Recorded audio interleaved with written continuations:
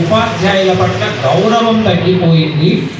చేజేతులారా వారి యొక్క భవిష్యత్తుని వారు అంధకారమయం చేసుకుంటున్నారనే భావనతోని విజయ ప్రతాప్ మహారాజ్ గురువు గారిని ఆహ్వానించారు.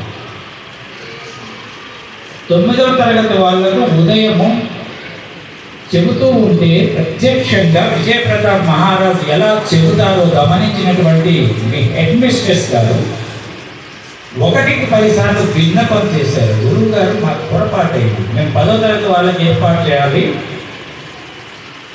మీ గురించి మాకు అవగాహన లేక 9వ తరగతి వాళ్ళకి ఏర్పాటు చేసాము, దయతోనే మాకు మళ్ళీ అవకాశం ఇవ్వండి, మీ సమయాన్ని ఇవ్వండి, 10వ తరగతి వాళ్ళకి ఇది చాలా అవసరం, నేను ప్రత్యక్షంగా చూసిన తర్వాత నాకు ఇది గట్టిగా అనిపిస్తుందని వారి కోరిక మేరకు విజయ ప్రతాప్ మహారాజ్ అవకాశాన్ని ఇచ్చారు.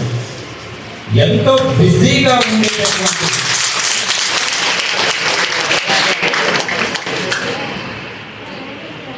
ఎవరైతే నోటితో శబ్దం చేశారో వేరే శబ్దం ఇలా చేయి తీసుకొని మీకు మీరే మొట్టికాయ వేసుకోండి, మీకు మీరే ఒక 5 మొట్టికాయలు వేసుకోండి, 5 మొట్టికాయలతో అయిపోతుంది. మొట్టికాయలు 5 వేసుకోకపోతే ఆ తర్వాత ఏం జరిగినా సరే మీరే బాధ్యులు, ఏం జరిగినా సరే మీరే బాధ్యులు.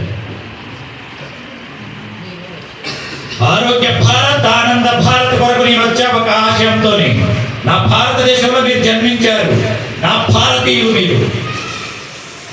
మీరు ఆనందంగా ఉంటే ఆరోగ్య భారత నిర్మాణం అవుతుంది. కాబట్టి దాని వరకు నేను మీకు ఇవ్వడానికి వచ్చాను.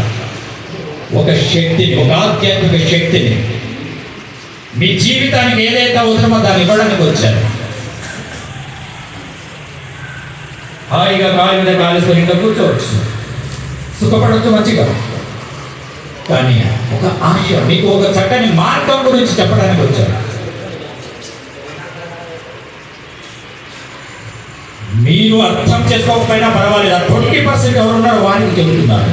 మీరు అర్థం చేసుకోకపోయినా పర్వాలేదు, వినకపోయినా పర్వాలేదు, మౌనంగా కూర్చోండి, మౌనంగా కూర్చోండి. మీరు వినకపోయినా పర్వాలేదు,